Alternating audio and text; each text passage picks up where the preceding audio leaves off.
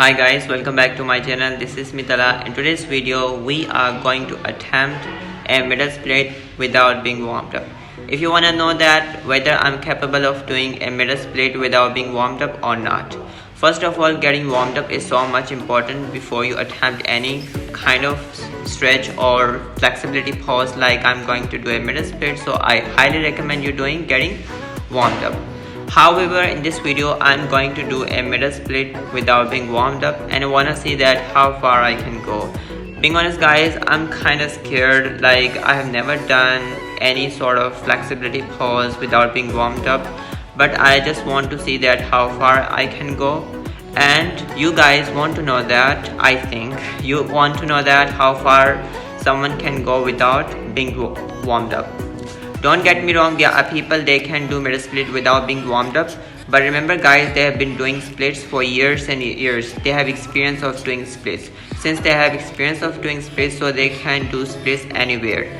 For us, for example, I've been training my middle split for 3 years. So since I've been training my split for 3 years, I'm not capable of doing a middle split without being warmed up. If I ever do that, I may gonna hurt myself.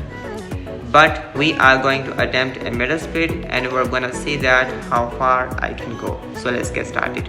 Before we actually start, subscribe to my channel and like this video and share this video with your friends. Alright guys, I have set the camera, put on the socks, and I'm gonna attempt the middle split without warmed up. I'm kinda scared. Alright, so let's get started. Now as you can see that I'm trying myself to go down, like I need to set my pen because it is really resisting me to go down.